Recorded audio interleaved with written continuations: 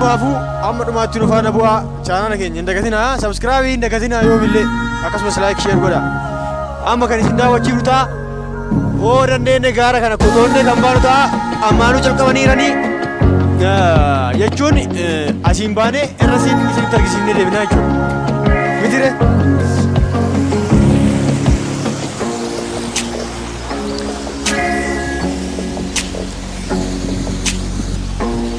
Har'a asirraan tarra ijoolleen dhagaa furajjisina rabbi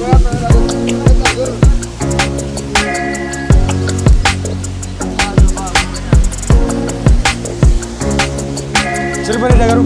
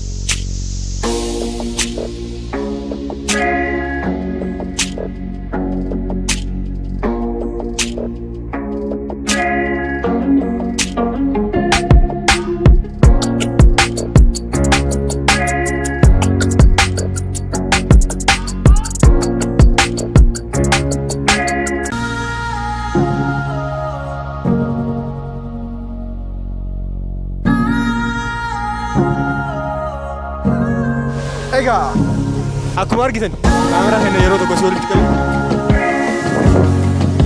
Akkuma argitani ganamaan waan ta'eef jala sillee isinitti argisiifna.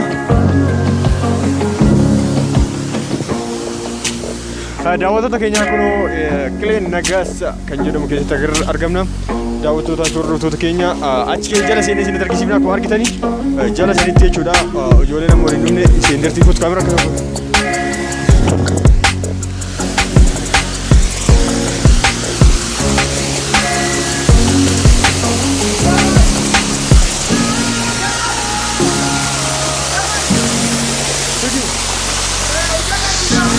ya, ama bishaan jala seenuu jira jechuudha.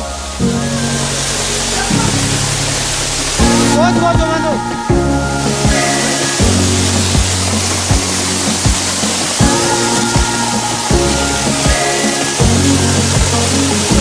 akkami gubbaadhaa gayyaa garuu namarratti gadi yaa'u.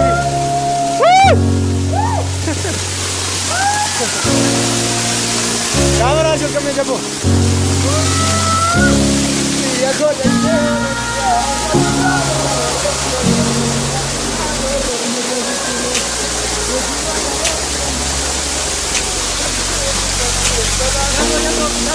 Subscribe, like, share goda.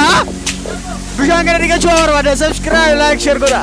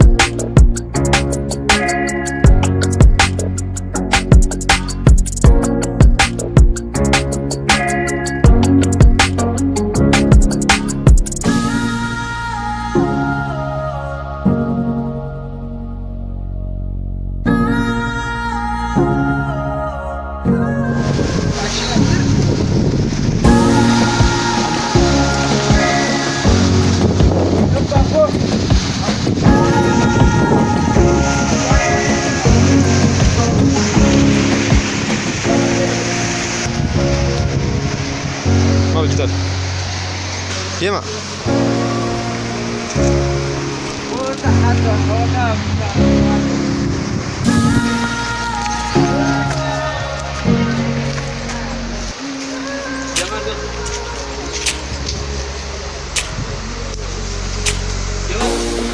Agartanii daawwattoota.